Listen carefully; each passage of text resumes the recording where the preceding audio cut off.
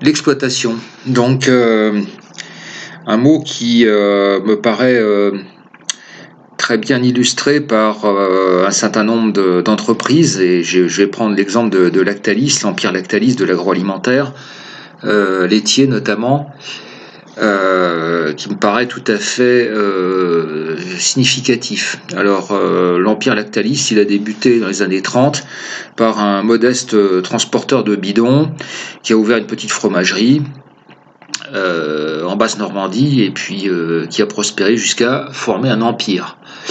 Un empire qui possède les plus grandes sociétés agroalimentaires du lait dans de nombreux pays, Italie, Inde, etc., Russie, etc. Donc le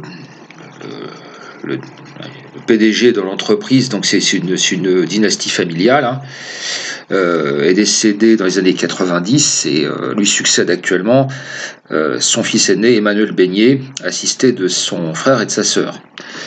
Alors, Emmanuel Beignet est considéré comme la 8e fortune de France. Hein, vous voyez, acheter du lait, hein, vous voyez, ça rapporte, avec 11,3 milliards d'euros.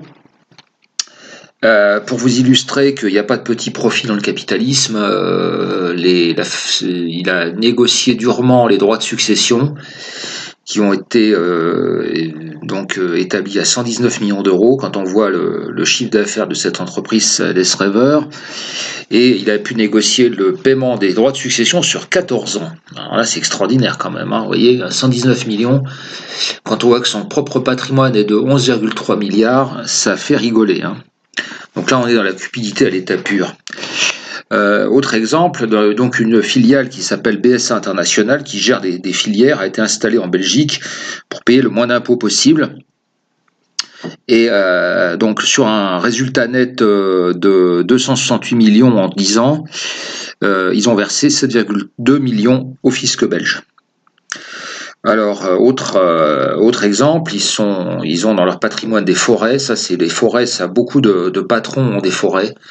Grands patrons de PME, parce que c'est une niche fiscale, les forêts, très intéressante, dans laquelle qu'ils ont mis en valeur avec des sociétés de chasse. Hein, donc, ils louent la forêt pour organiser des chasses.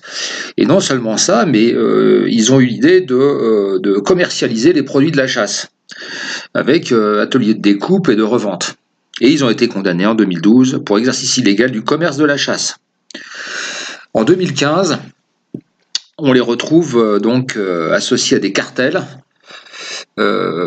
agroalimentaires en Espagne et en France pour que les sociétés se mettent d'accord sur le prix d'achat, les prix de vente, etc. Donc, de toute façon, ça c'est classique. Hein. Vous avez bien remarqué qu'en France, en fonction des régions, vous avez jamais plus de 2 marques de supermarchés, hein, comme par hasard. Hein, vous avez par exemple U dans l'Ouest. Voilà, hein, ça c'est un exemple, hein, puis plein d'autres. Donc ils ont été condamnés, hein, aussi bien en Espagne qu'en France, mais avec des amendes qui sont assez dérisoires pour ces ententes. En 2008, de pire en pire, hein, là c'est carrément le mouillage du lait. Hein, ils ont rajouté de l'eau blanchie, pour pas que ça se voit, dans du lait. Et ils ont été condamnés en 2008 pour cette fraude extrêmement importante.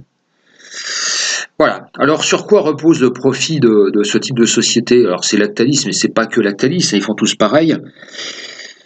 Et donc le lait, il y a un cours mondial du lait qui est extrêmement bas, bien entendu, parce que la production du lait dans la plupart des pays du monde, hein, c'est extrêmement faible. Et les prix sont négociés avec les paysans, hein, qui essayent quand même de rentrer dans leurs frais, et puis si possible de dégager un tout petit peu de bénéfices, ce qui est très difficile. Donc à chaque fois, ce sont des bras de fer. Et bien entendu, Lactalis, avec sa puissance, arrive à tirer les prix vers le bas, donc à payer aux paysans le lait le moins cher possible. Alors, bien entendu, hein, la même démonstration de l'exploitation capitaliste sur ses salariés, hein, donc avec des salaires extrêmement faibles, une productivité qui est toujours revue à la hausse. Alors, les marges sont considérables à tel point qu'on ne les connaît pas, puisque Lactalis refuse de les publier, ce qui est illégal, mais enfin ils préfèrent payer une amende que de révéler leur marge. Alors l'arrivée de Macron, ça a encore aggravé les choses, puisque Macron, il est pris entre deux feux, hein. Il est pris entre l'électorat paysan qui est l'électorat traditionnel de la droite, donc Macron est maintenant le relais, hein, des intérêts de droite, donc les paysans, c'est électorat très important de Macron. Et puis d'autre part, les géants de l'agroalimentaire pour lesquels il faut toujours leur permettre de faire davantage de profit. Alors il a inventé la loi alimentation, donc pour mettre tout le monde d'accord, donc c'est le consommateur qui paye, hein, donc pour mettre tout le monde d'accord, le consommateur paye pour permettre de maintenir un peu de marge pour les paysans et beaucoup pour l'agroalimentaire et les hypermarchés. Voilà un petit peu ce qui se passe. Donc en plus de la TVA, j'y reviendrai, qui est un impôt absolument scandaleux, révoltant, hein, puisque le consommateur, qui est aussi un producteur, un travailleur, plus il est exploité, puis il produit de la valeur ajoutée, et donc il produit un maximum de valeur ajoutée, puis on lui demande de payer un impôt sur la valeur ajoutée qu'il produit lui-même. Hein, c'est un petit peu comme, vous savez, la mafia calabraise, hein, donc ils passent chez les commerçants récolter le prix de leurs raquettes, et en plus ils demandent comme s'ils demandaient en plus un impôt sur l'argent qu'ils raquettent. C'est exactement ça, hein, donc c'est scandaleux. Ça a été inventé par la France en 1954. Hein. C'est-à-dire pour avoir l'idée d'inventer un impôt en 1954 auquel personne n'avait pensé, il fallait vraiment que ce soit tordu. Puis finalement, les gens voyant que ça marche, les autres pays nous ont copié. Voilà, donc Lactalis, c'est un bel exemple, mais il suffit de voir les chiffres. Hein. Les chiffres vous disent tout, hein, de la cupidité humaine, hein, de gens qui ont des patrimoines considérables, mais qui n'ont jamais assez.